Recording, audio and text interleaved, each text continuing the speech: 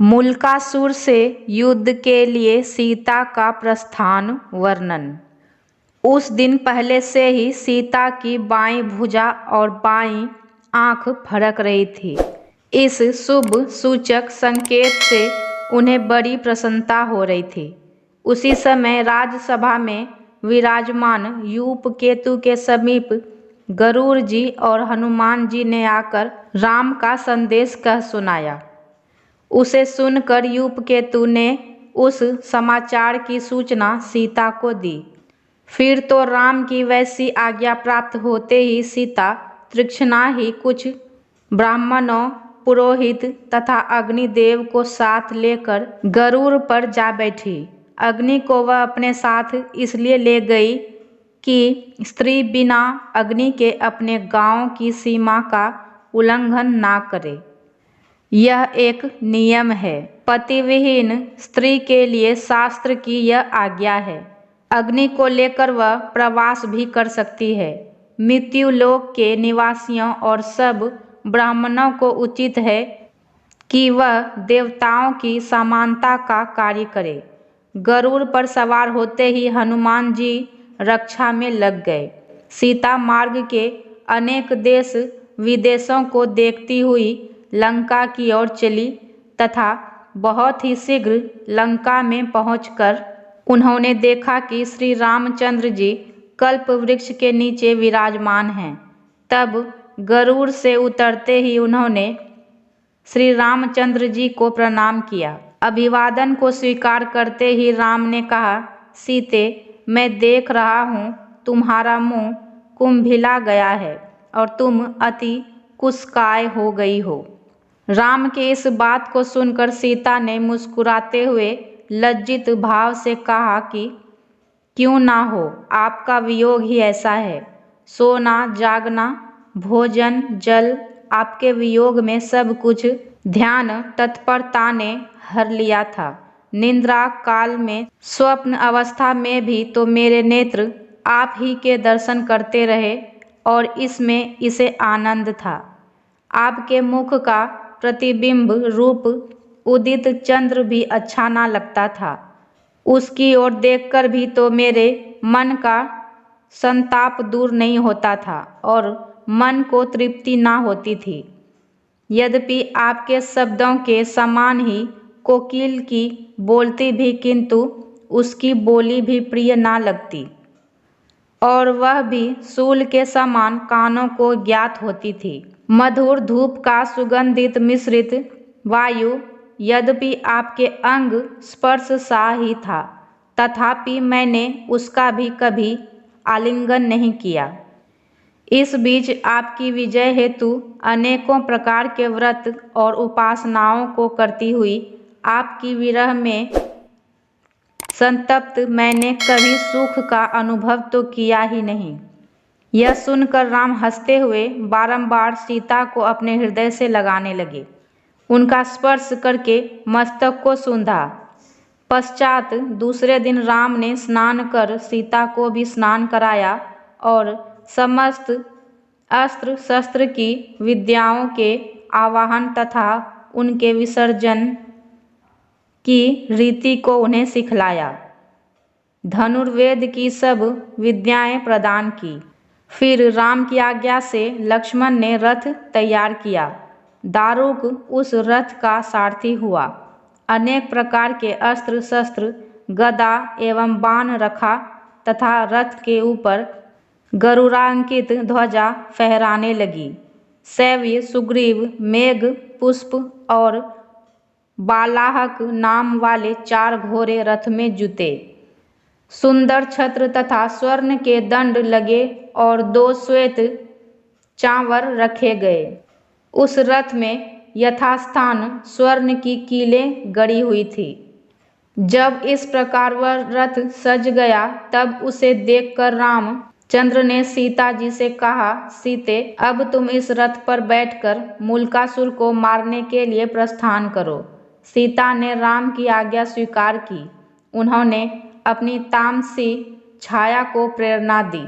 फिर तो उस तामसी छाया ने बारंबार राम की परिक्रमा की और घूर घूर शब्द के साथ उस पर जा चढ़ी। इसी समय राम प्रेरित वानरों ने लंका पर आक्रमण कर दिया। उन्होंने मुल्कासुर को हवन करने में विघ्न उपस्थित कर दिया तथा इसका समाचार भी रामचंद्र के पास पहुंचा दिया। मुल्कासुर भी कुपित होकर अपने रथ पर जा बैठा और संग्राम करने चला। चलते चलते मार्ग में एक स्थान पर उसका मुकुट सिर से खिसक कर पृथ्वी पर गिर पड़ा, परंतु वह लौटा नहीं और पूर्वतः गर्व सहित संग्राम भूमि में जा पहुंचा। सीता भी अपने सैनिकों और लक्ष्मण आदि को साथ लिए संग्राम भूमि चल पड़ी।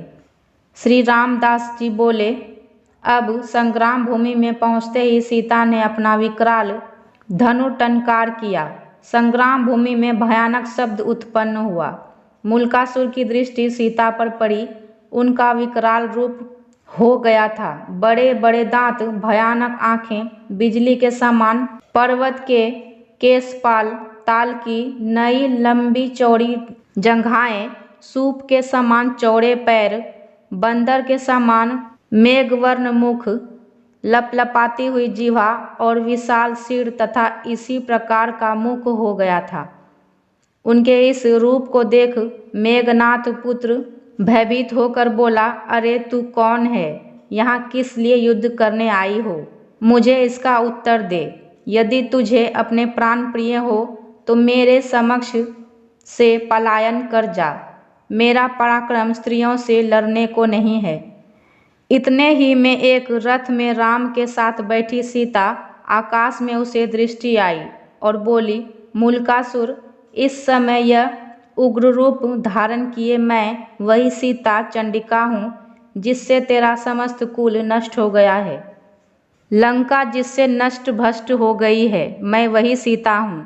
इसके विरोध में तूने एक ब्राह्मण को मार डाला था। उसके प्रतिशोध तुझे मारकर अब मैं उसके ऋण से मुक्त होना चाहती हूँ। यह कहते ही सीता ने अपना धनुष उठा उस पर 5 तीक्ष्ण बाण चढ़ाकर प्रचंड प्रहार किया।